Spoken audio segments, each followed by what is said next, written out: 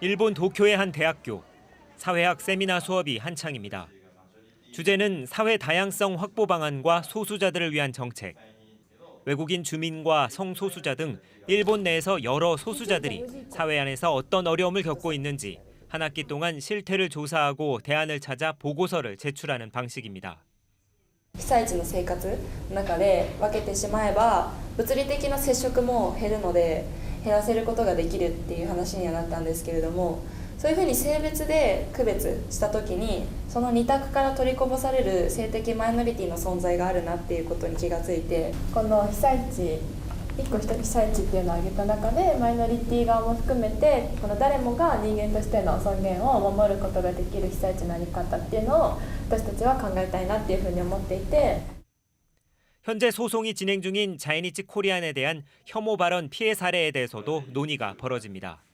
2016年がヘイトスピーチ解消法ができた年じゃない、だからみんなその時は話す場がデモンストレーションヘイトデモができなくなったって分かった年ですよね。でもそれどんどんインターネットに過激化していっていってる。でもうそれがどんどん過激化していって数も多くなっていって1人に対して2000万件。 지도 교수는 일본 학계에서 이민 연구자로 역사 사회학을 가르치고 있는 자이니치 코리안 2.5세 이리카 교수. 자이니치 코리안 어머니와 1960년대 한국에서 건너온 아버지 사이에서 태어난 이 교수는 2년 전 조선적이란 무엇인가란 제목의 편저 서적을 내 주목을 받았습니다. 일제 식민지 지배 이후 남북으로 갈라진 한반도와 일본 사이에서 70년이 넘도록 조선적으로 남은 사람들의 존재를 다시 한번 학계에 알린 겁니다. 일본은 태평양 전쟁에서 패한 뒤 자국 땅에 남은 조선인들을 외국인으로 등록합니다.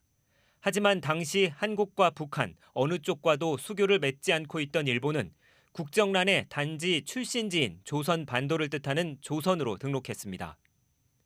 1965년 한일 청구권 협정 체결 이후 대부분의 조선적 동포들이 특별 영주권을 받을 수 있는 한국적을 선택하지만 아직도 일본에는 2만 6천여 명이 조선적으로 남아 있습니다. 이들은 남과 북 가운데 한쪽을 선택하거나 특별 심사를 받아 재입국 허가나 여행 증명서를 받지 않으면 일본 국외 이동이 제한된 사실상 전 세계에서 유일한 무국적 존재입니다. 이 교수는 이런 조선적 동포 등 사회 구조적으로 배제된 자이니치 코리안이 아직도 분명히 존재하지만 한국과 일본 모두 외면한 채 잊혀져 가고 있다며 이들이 거주하고 있는 일본 사회가 체계를 갖춰야 한다고 지적했습니다. 80年代後半にとか91年に特別永住資格が確立してからはその後はほとんど日本社会変わってないんですね。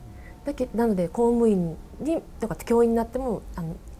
管理職になれないとか必ずずっと壁があってそのフルに日本社会に参加できない仕組みになっちゃってるのでそういった仕組みを作っていかないと